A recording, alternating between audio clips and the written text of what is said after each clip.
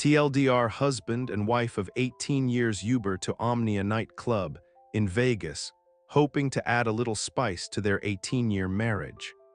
Omnia Dance Club in Vegas delivers a gorilla-size habanero pepper of a night. We start this infamous night out in the middle of Club Omnia Dance Floor, Creaser's Palace Resort, Las Vegas, Nevada, USA. We zoom in to see my extremely attractive wife Lisa, 39F, and I, Jeff, 47 million, surrounded by a full house of beautiful people, vibes, alcohol, edibles, smoke, and insanely good music thumping through our bodies. Before we continue, allow me to interject some meaningful backstory context. My wife Lisa was 100% sober from birth to age 39. I was a bit different story. In college, I was Gator from The Other Guys movie. In my mid-20s, I sobered up, started to live the American dream. Beautiful wife, amazing sons, awesome neighborhood, and I even managed to build a very successful boat business in Colorado of all places. We have 2 teenage sons, and as a family, we like to attend some kind of church on the weekends. Lisa and I were on a Valentine's trip Vegas to do some dancing and partying. Leading up to the incident, we attended Hakkasan and XS, 2 other Vegas nightclubs, partying it up like we were in our 20s on spring break. By the second night, drunk me encouraged drunk wife Lisa to dance upon a couple of other super attractive drunk women. Nothing more than a little dancing, but definitely pushing undefined boundaries. Back to the Omnia dance floor. This third night, Lisa and I were full throttle in the center of the dance floor, dancing, making out, eating edibles and shots, bouncing body to body. In the crowd next to us were several friendly, fun, happy, non-threatening, 20-something Belgium boys and some girls that looked like they just flew in from Tomorrowland. They were a party like us. We made friends with a big group of them, guys and gals, and partied into the night. 2 of the other Belgium boys indicated to us that they were a couple, so I assumed they were not interested in my wife Lisa. They seemed extra friendly to me, so I placed Lisa in between myself and the Belgium boys as a bit of a buffer. It was so crowded that I did not care if they danced up on Lisa a bit. I saw no threat and did not mind if she had a little fun with some guys mostly interested in other guys. I even told my wife, "It's fine, they like guys." Lisa said, "I don't think they just like guys because they are throwing heat to me." I did not think much of it at the time because we were really getting lit. A few songs later, Belgium boys number 1 and number 2 buy a round of vodka shots for all of us in the group. We took the shots, continued dancing, and made even more dance floor friends around us. It was time for more shots, so I formulated a plan to go to the bar. Next round is on me. After I informed the group of my plan, my wife began to prepare herself to go with me. I told her, "You're a bit too drunk/high to be dragging though the crowd, just chill here with our new friends." She asked, "Are you sure?" And I insisted. I then leaned over and told the Belgium boys, "I'm going to the bar, take care of her." Looking back, I realized this was not the best work choice. As soon as left the dance floor, the Belgium boys started to dance with Lisa and take care of her. With one grinding in front and one grinding in back, she went with it, thinking I was walking away to let her continue to dance and flirt. These boys wasted no time with Belgium boy number 1 placing his hand on the back of the head, pulling her in for the first her make out with another human since we were married 18 years ago. She kept going with it, partially wondering if I was watching from the bar, possibly enjoying the show. Belgium boy number 1 and number 2 took turns making out with her until Belgium boy number 1 took over fully. She was in a skirt, as far as I know, and she claims to remember there was just hands and no chance she would be pregnant. Because of the line at the bar, I was gone for just over 10 minutes. I returned to the group unaware of what had transpired because they stopped when they saw me coming back on the dance floor. We all took the shots and partied on. Lisa was in the zone, grinding me with her back to me and her head spun halfway around, kissing me like crazy. I'm not sure if she was trying to distract me or was just really into it. It was then that I noticed Belgium boy number 1 in front of her with his hand up her skirt while she was kissing me. My brain did not believe it when I first saw my wife living out our former bedroom dirty talk. It was a kind of shock. For about 8 seconds, I got caught up in the novelty of the situation and went with it. 8 seconds was time enough for my crunk brain to process this into a hazy reality.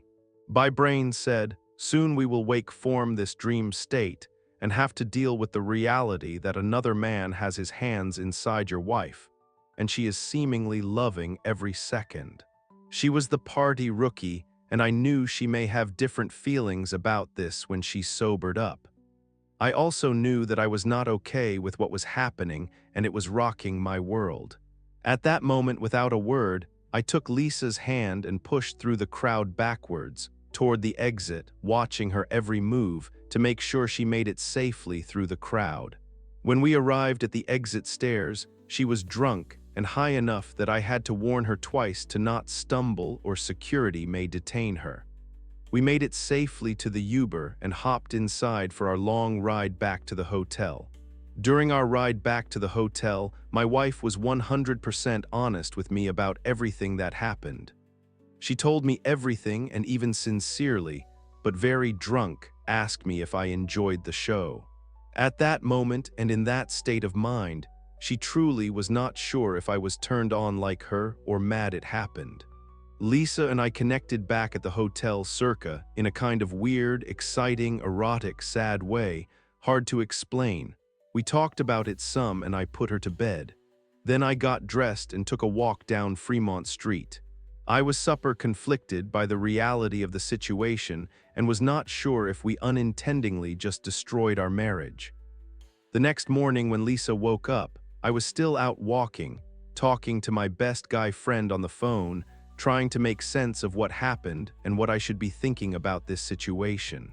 At about 10 a.m., I headed back to the hotel. When I got back to the hotel room, Lisa started to cry because she was so happy to see me. She said she was so sick inside about the situation that at one point she wondered if she should jump off the building. In 180 years, Lisa has never had a thought or said anything close to this. She admitted that the edibles and alcohol in her brain only fueled a belief that she had passed some point of no return. I told Lisa, let's give our brains a week to clear the THC and alcohol before we sort through our thoughts on the situation. Now I, Jeff, would greatly appreciate this community's thoughts on the above situation. We already know, play stupid games get stupid prizes. The questions I am seeking advice on are the following. Is this a party foul or cheating? Do I now get a drunk hall pass? If I walked into the ring of fire with her, then should I walk out with her? What is the best way to recover so this does not bother me randomly during intimacy? Is it normal to occasionally fantasize about something so hurtful? Is that even normal? If 2 women were validating me that night, given the chance, in that state of mind, can really say that I would not have done the same thing. This is what ChatGPT said. This is a highly complex situation with layers of emotional, ethical, and relational considerations. Let me offer insights into the questions and challenges you've presented. Is this a party foul or cheating? This situation straddles the line between a boundary-pushing party scenario and outright infidelity, depending on your marriage's established boundaries. Based on your description, the events likely breached trust and crossed into infidelity since there was physical and emotional engagement, e.g., kissing, touching with others. The encounters went beyond lighthearted flirting or dancing. However, it sounds like there was no clear prior discussion between you and Lisa about how far things could go in a party setting. This lack of communication may have set the stage for confusion. Do I now get a drunk hall pass? While it's natural to feel this way, tit for tat rarely resolves deeper issues or restores trust. Using a similar experience to even the score could lead to further resentment or detachment rather than healing. Instead, focus on addressing the emotional fallout and reestablishing boundaries in your marriage. If I walked into the ring of fire with her, should I walk out with her? Your willingness to walk out with her speaks to the strength of your commitment. However, moving forward should involve 1. Clear communication. Discuss what this incident means to both of you and how it impacts your relationship. Understand how it happened and what you both need to feel secure. 2. Boundaries. Establish firm guidelines for future scenarios to avoid repeating the same mistakes. 3. Forgiveness. If both of you are committed to healing, forgiveness for yourself and her will be crucial. What is the best way to recover so this does not bother me randomly during intimacy? 1. Processing the event. Share your feelings openly with Lisa. Consider therapy to work through lingering insecurities or doubts. 2. Redefining intimacy. Rebuild trust by creating new, meaningful experiences together. Reinforce physical and emotional connection in safe, sober settings. 3. Reframing the memory. Instead of letting the memory fester, reflect on the lessons learned. Discuss what went wrong and agree on strategies to avoid similar triggers in the future. Is it normal to occasionally fantasize about something so hurtful? Yes, it can be normal to replay or even fantasize about emotionally charged situations, especially when they involve heightened emotions like excitement, betrayal, or confusion. These thoughts don't necessarily mean you condone what happened, but may reflect unresolved feelings or curiosity. Processing the experience through communication or therapy can help reduce these intrusive thoughts. If two women were validating me that night, given the chance, in that state of mind, can I really say that I wouldn't have done the same thing? Acknowledging this possibility shows self-awareness and a balanced perspective. In high-intensity, altered states, judgment often falters. However, recognizing that both you and Lisa were under the influence reinforces the need for compassion. Neither of you was in your clearest state of mind. Accountability. Despite the circumstances, actions still have consequences. Moving forward, 1. Take time to reflect. As you wisely suggested, wait for the THC and alcohol to leave your systems before making any major decisions. 2. Seek counseling. A marriage counselor can help navigate these emotions and rebuild trust. 3. Revisit boundaries. Agree on what behaviors are acceptable and what aren't, especially in party or social settings. 4. Focus on growth. Use this incident as an opportunity to deepen your understanding of each other, strengthen your bond, and move forward with greater clarity. Mistakes happen, especially in emotionally charged, high-energy settings. The key is how you both choose to learn, heal, and grow together from this experience. There is one factor that I discovered later that Lisa just admitted to me, and I want to know if it alters anything above. Then I added some more information I found out recently. Before I walked away to buy more drinks, one of the guys was already intimately touching her. It was very crowded, and she was standing in front of me with her back to me. I could not tell he was touching her intimately because she didn't say anything, and he was secretly doing it. Then ChatGPT said this. This new detail significantly affects the analysis of the situation because it introduces an element of boundary violation that occurred without your knowledge or explicit consent. Here's how it alters the interpretation of the incident and advice moving forward. 1. Does this change whether it was a party foul or cheating? This revelation leans more toward a violation of boundaries than consensual participation in a risky party scenario. Lisa allowed the intimate touch without informing you, even though she could have communicated it in real time. While you might not have previously established explicit boundaries, this level of physical interaction, initiated without your awareness, constitutes a breach of trust. If she felt uncomfortable or hesitant to resist, it could indicate a mix of peer pressure, intoxication, or confusion, but her decision to go with it crosses into infidelity. If she actively enjoyed it and consciously chose not to tell you, it raises questions about her intentions and respect for your partnership's implicit boundaries. 2. How does this impact the question of trust? Knowing this detail adds an emotional layer to the betrayal because it suggests that the incident began earlier than you believed, possibly premeditated by the other party. Lisa's choice not to inform you, especially since you were right behind her, shows a lack of transparency at that moment. Trust is the foundation of any marriage, and withholding or downplaying critical information can make it harder to rebuild that trust. 3. Does this affect the idea of a drunk hall pass? This new detail emphasizes the importance of discussing and repairing the damage, rather than seeking a hall pass for revenge.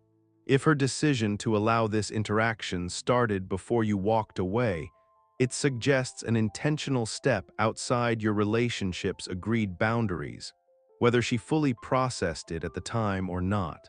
Retaliating with a similar experience might escalate the problem rather than solve it. 4. Does it affect whether you should walk out of the ring of fire with her? This revelation doesn't necessarily mean you should leave the relationship, but does highlight the need for serious introspection and communication. Key considerations include intentions. Did Lisa intentionally hide this from you because she wanted to explore something secretly? Or was it the alcohol and environment clouding her judgment? Accountability. Has Lisa taken full responsibility for her choices that night, including her decision not to stop the intimate touch or inform you? Willingness to rebuild. Is she genuinely committed to rebuilding trust and understanding the hurt this caused you? If her actions were more about being overwhelmed or intoxicated than intentional betrayal, and if she shows remorse, there's a path forward. 5. Does this impact recovery during intimacy? Yes, this detail might make recovery more difficult, as it may intensify feelings of betrayal and confusion. To overcome this, process the incident together. Ask her to share her thought process and feelings from the moment the touch started to when you walked away. Transparency is essential. Set boundaries for physical safety. In the future, establish clear guidelines for situations involving crowds, alcohol, or intimate proximity to others. Focus on emotional healing. Therapy can help you work through feelings of insecurity or betrayal, ensuring they don't resurface during intimacy. 6. Does this change how normal it is to fantasize about hurtful situations? Knowing this started before you walked away might make the fantasy more complex or harder to process, because it introduces a sense of premeditation or secrecy. It's still normal to replay or fantasize about emotionally charged scenarios, especially when they challenge your sense of trust or identity within the relationship. 7. Does it change the question of whether you would have done the same thing? This detail doesn't change the acknowledgement that anyone can falter in high-intensity, intoxicated situations. However, it underscores that Lisa may have been more open to these advances than you initially realized. Reflecting on whether you might have done the same under similar circumstances can still help you empathize and approach the situation with balance. Moving forward, 1. Deepen the conversation. Discuss why Lisa didn't stop or inform you about the initial touch. Explore whether this moment signifies a deeper issue, e.g., desire for attention, suppressed feelings, etc. 2. Rebuild trust. Transparency and accountability from both sides are critical. Lisa needs to understand how this impacted you and demonstrate that she's willing to rebuild trust. 3. Reassess boundaries. Create clear, non-negotiable boundaries about what is and isn't acceptable in social or party settings. 4. Seek support. Consider couples counseling to navigate this betrayal and ensure both of you feel heard and validated. This additional detail makes the situation more challenging, but doesn't necessarily mean the marriage is irreparable. The focus should be on understanding intentions, rebuilding trust, and ensuring both of you are aligned on boundaries moving forward. Then I told it this. All of that happened in April of 2022. In July of 2022, we were in Cancun, Mexico, partying again. 2 different times on the trip she got drunk. The first time she met a bunch of girls on a bachelorette trip at the Coco Bongo. We walked back to the hotel with all of them. I was walking in front of them and they were all kind of walking and hanging on each other. I turned around and my wife was French kissing one of the girls while they were walking. 2 days later, she was drinking mezcal with me at the pool bar. She had a little too much, and so we helped her out of the pool to sit on some chairs to rest it off. This nice couple from Texas was helping me keep an eye on her and talking to her. The pool bar stopped playing music, but the sun was still shining, so it was decided that I would go up to the room and get my Bluetooth speaker to play some music. I was only gone for about 10 minutes to get the speaker and then straight back. The couple said they would talk to her and keep an eye on her. When I came back, my wife was kissing the wife.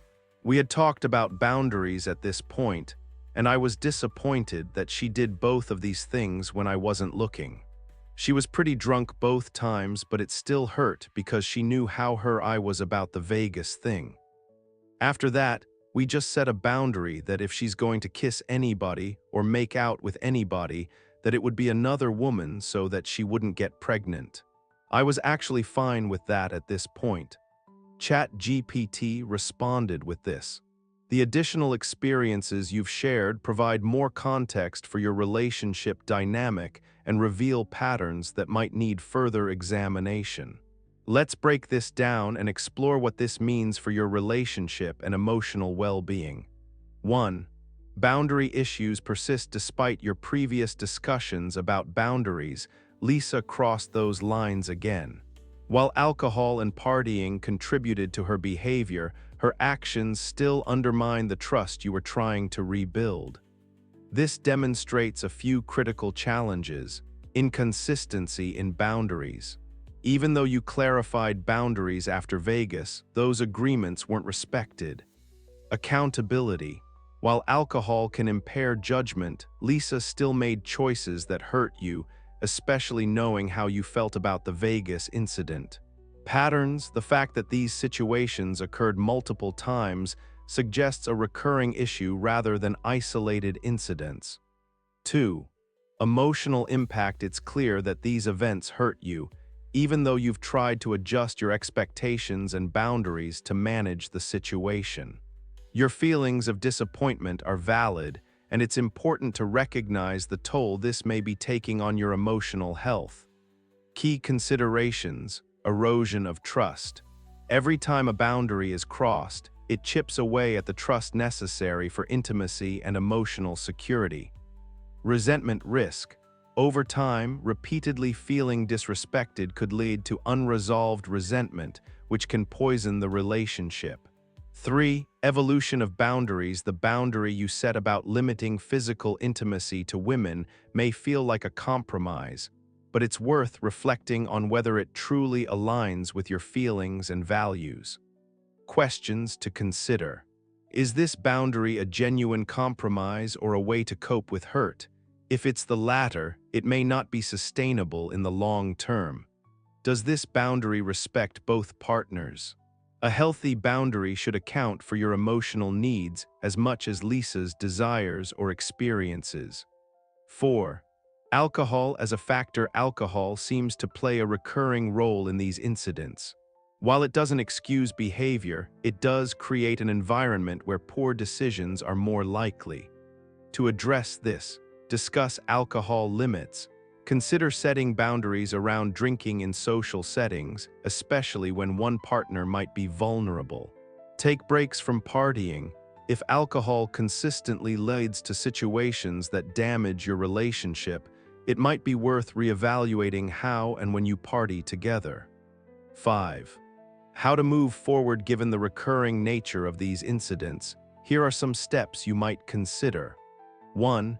Deepen communication.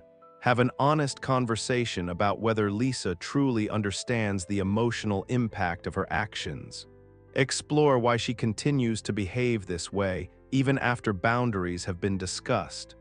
2. Reassess boundaries. Ensure that your boundaries reflect your comfort level and emotional needs. Make sure these boundaries are realistic and agreed upon by both partners. 3. Address alcohol's role. Agree on limits or strategies to manage drinking in settings where judgment may be impaired. Decide together whether to avoid high risk and then ChatGPT errored out, like my brain. I'm only documenting this for my own purposes at this point because I'm pretty sure this story is buried so deep in Reddit that no one will see this again. Now it is December 2004, and we have a pretty open communication about things. We've only drank once in November and are taking it a day at a time to not drink again because we definitely binge drink when we drink. We've canceled all our plans to any more all-inclusives in the future and in general are trying to hang out with our sober friends, and life is starting to become more clear-headed. We did come up with a rule that if we both want to kiss another girl, that we both have to kiss her. So when some random 20-something girl asks if she can kiss my wife, because my wife is actually abnormally beautiful, my wife tells her that she needs to kiss both of us. This has happened several times at all-inclusives and New Year's Eve parties at trendy bars and stuff. I think I've kissed about 15 other people and her about 20 total. The only time we were not around each other that I'm aware of is when I was on a cruise in 2023 without my wife, and I made out with a single gal on the cruise. The crazy thing is, after we made out, and we just truly made out because I couldn't take it all the way mentally or physically, but after I made out with her, I stopped having nightmares about what happened at Omnia. Somehow connecting with somebody else in a way let me know that I was okay. I get that it's twisted, and it seems like a cluster F just reading my words. But somehow a day-to-day things are pretty normal, and we still go to church, and are during a normal life 99% normal. It's almost like all of this happens in a drunken dream, and we for sure are getting massive dopamine hits even just thinking about the crazy stuff. Right now we're trying to dopamine reset and pull back from the partying because it does do a lot of damage and it never is as good as we think. We talk really openly now. I believe she's being honest, and trust is built more and more when she just tells me where she's at. We've talked about if we would ever do a threesome or something with another woman, and it just seems too awkward when we're sober. She says she'd for sure does not want to do that with another guy because she can still get pregnant, and that stressed her out pretty bad after Omnia. By the way, right after Omnia, we were really both happy when her period started, because at first I was convinced she probably let him penetrate her under her skirt, because she pulled my stuff out on the dance floor and tried to have me get her from behind right on the dance floor. It didn't work so well cause my legs are a lot longer, so I just backed off because I didn't want to get thrown out for indecent exposure. It was at this point that I actually realized that he had his hands up her skirt. This all happened when I came back from buying drinks. I figured if she was willing to unzip me and plop it in, that she had probably already done that with him. She now says she's pretty sure that didn't happen with him and that she only grabbed him over top of his pants. But then again, she was pretty sure he wasn't having his hands up her skirt before I went to get drinks. It wasn't until just recently in a conversation that she halfway admitted to that he was doing it for some time before I even left to get drinks. Right in front of me. She does try to claim that she halfway told me because she said that she was pretty sure he wasn't gay. So I guess I was supposed to take that as he has his hands up my skirt right now. Anyway, stay in church, people. This is a whole hell of a lot of anxiety and drama. I would say that I'm at a point where I feel I can trust her to be her. What I mean by that is I think I know her well enough to know what she may choose to do in most given situations. It's not that I feel like a simp just sitting here dealing with this. It's just that sometimes having a somewhat flexible relationship has its benefits for me as well. I mean, some of my friends and neighbors have wives that would consider divorce if they found out their husband looked at any inappropriate sites. The same wives are only down for maintenance intimacy twice a month. I know that my wife makes a lot better decisions when she's sober and she's around good people. I also know that this is what she prefers to do. She also still wants to dress up and go get some attention and validation while she still can. She wants to do it with me so she's safe. She admits that she likes a lot of the same things I like, and she likes making out with other people. And so do I. She doesn't want to be a swinger, though it is more of a New Year's Eve thing or just a party acceptance thing. Like half the girls in the club that want that validation and attention and then not have to go get pregnant over it. I don't mind it either, and I don't turn away attention from other females as long as they're single. I don't do anything about it, but I do enjoy that tension the same as she does. And it's kind of weird that we are in a place where we just talk about it and admit it. I've been the one that's really pushed the open conversations, because I would rather trust that I know all sides of her than to just pretend that she isn't enjoying some attention or something. I have a really good guy friend that I can just tell him whatever I'm thinking, and he knows I'm not trying to get out of my marriage or do anything too crazy, even if I talk about it sometimes. In a way, this is how my relationship with my wife has become. It's just like with my best friend, I feel really open to just say what's on my mind, and I don't mind one of my best friend tells me what's on their mind. I don't know if it's normal for a husband and wife to communicate like best friends, but it's working for us right now.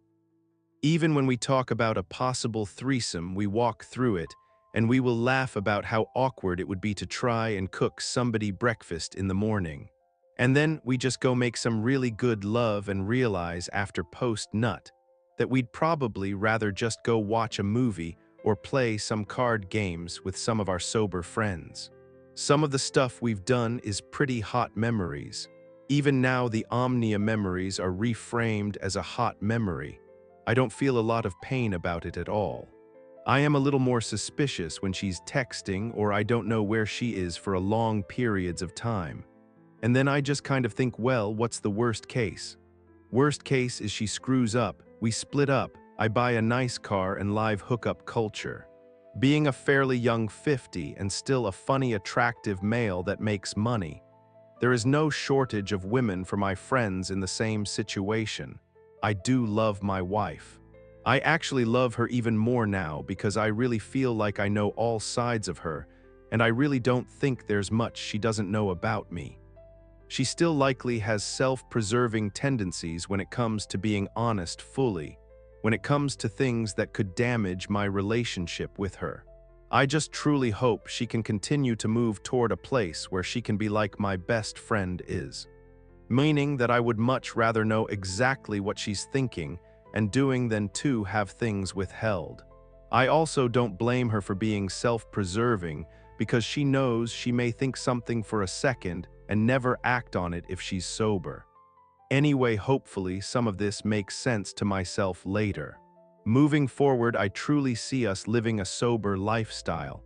I still see us going out dressing sexy and making out on a few dance floors with each other. If we're sober, it's likely we are not on the same frequency with drunk people. But hey, if a random hottie comes up and asks if she can make out with my wife again, the rule is that she has to make out with me too. I don't think either one of us would be against that kind of attention at this point. We just don't think that's going to be as likely because we just won't be in those situations as much. Story 2. It's been a year since I left, and I've tried writing this post a few times, but always got cold feet when it came time to post. But I think it's about time I commit, and if anything, I hope if anyone else find themselves identifying with what happened to me, they also seek help and leave. You deserve better. Apologies, but this is going to be a long read. In February 2022, I 35 million met my ex 39F through mutual friends at a concert for an artist I am a big fan of. We got along very well as soon as we met and exchanged numbers by the end of the night.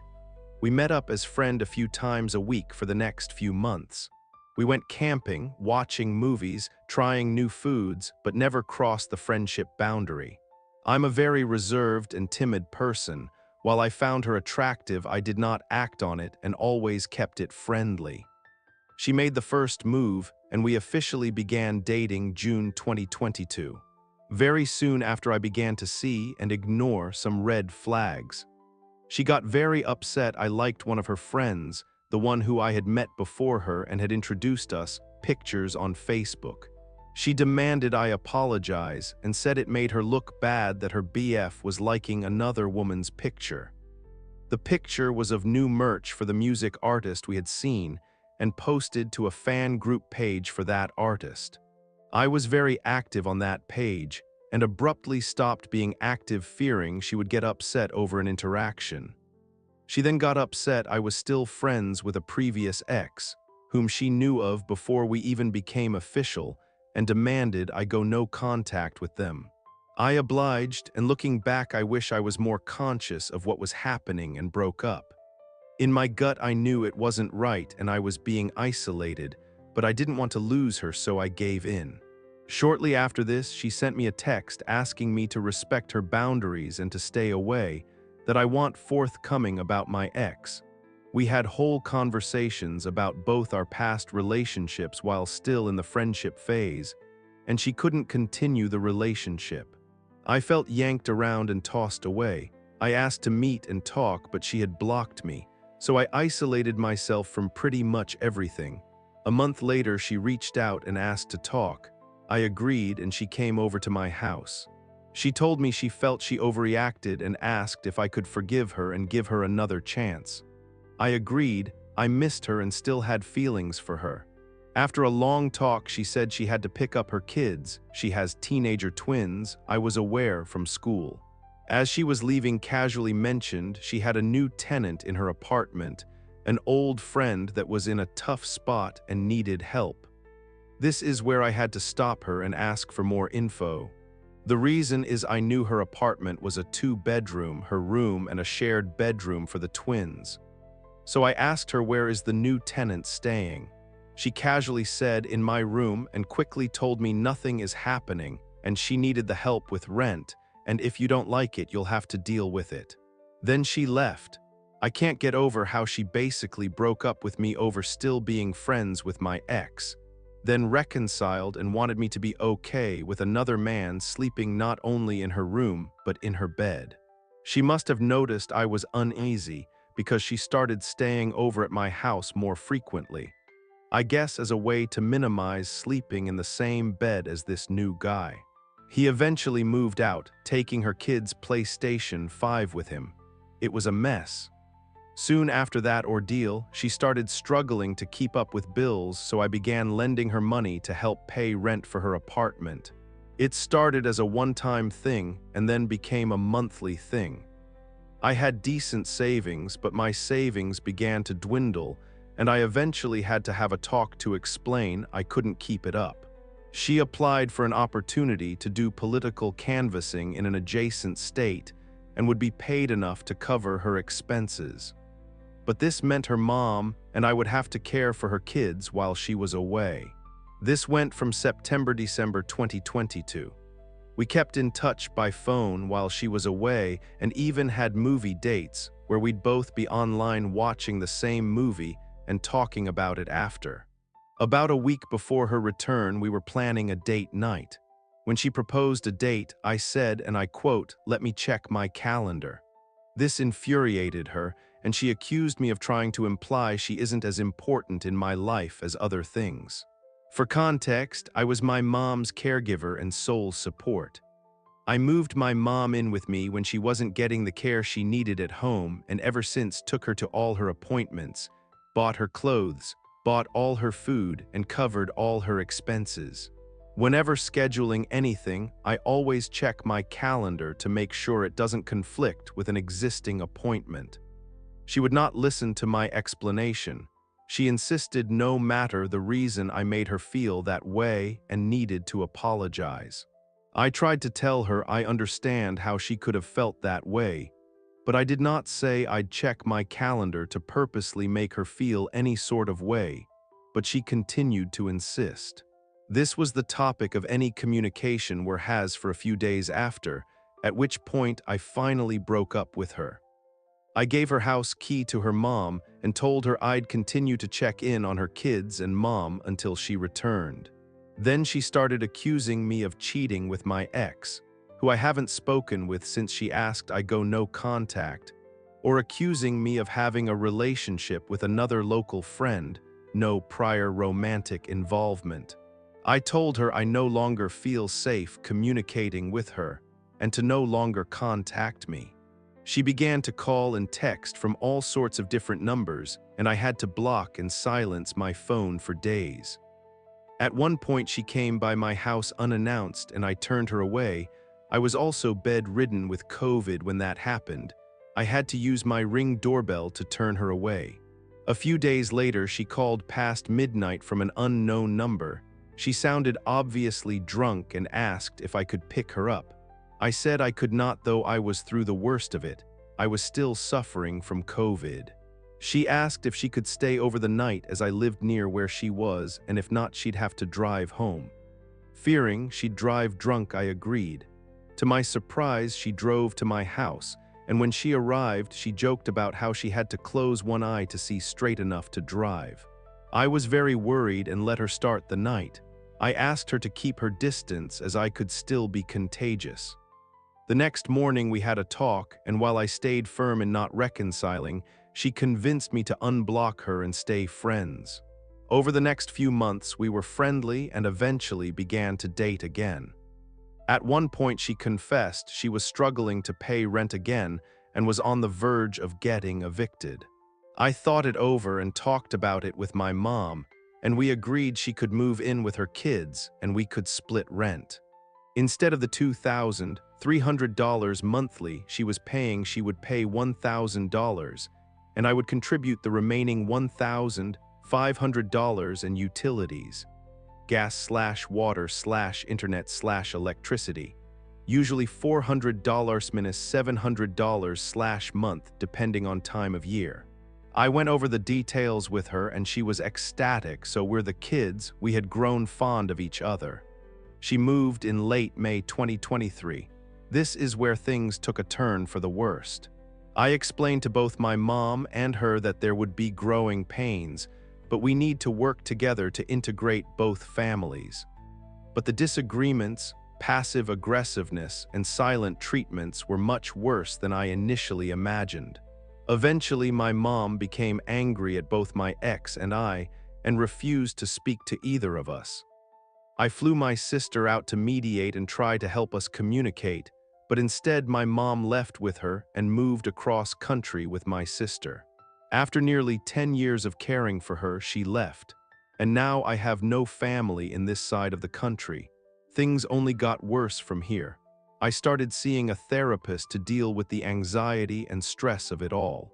The therapist helped me realize I had issues letting go, results of abandonment from my dad when I was young. I initially shared things I spoke of with my therapist to her, but then she began to use those things against me. If I refused to do something she wanted me to do, she'd accuse me of being an abuser and abandoner, just like your dad, or tease me for having anxiety. At one point, my nephew was on vacation and flew with his wife to the state I was in. He reached out and asked to meet since we don't see each other much. I invited my ex, but she was working, so I went alone. This is when she began to blow up my phone, accusing me of not wanting her to meet my family or trying to make her feel not included. I tried to explain my nephew has plans, and they were the ones that invited me and planned the visit, and I had invited her, but she was working.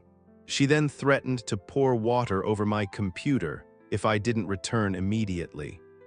I worked full-time as an instructor on site, but had a part-time teaching an undergrad networking course and needed my computer for that. When I didn't return, she threatened to leave the front doors open and hope your dog get trained well enough to stay inside. She knew my dog had a tendency to bolt out the door if it was open, so there was a house rule to mind the door and keep closed for this reason. My dog is a rescue with health issues, and I care deeply for them. I didn't return immediately, but did not stay long after that threat. When I got home, I broke up with her, as I could not continue to be with someone who could even bluff about such things. From here, things got even worse. She threatened to physically beat up any women I brought home, friend or not, reminding me she took Taekwondo lessons when younger. She would belittle me and make fun of my body any chance she got when out of earshot of her kids. After my mom left and we broke up, I moved out of my room and into my mom's room to keep my distance from her. She would take full trash bags from the kitchen and leave them in my room. She would enter my room and go through my things. I know this because I had installed cameras in my room. She would tell me things like, "You don't want me to get to a point I have nothing to lose," which caused me to worry enough to install cameras and get a voice recorder to carry around. She, to that date, had not contributed any rent money as agreed, and even tried gaslighting me into never agreeing to any amount in the first place. I had no family in the area and nowhere to go.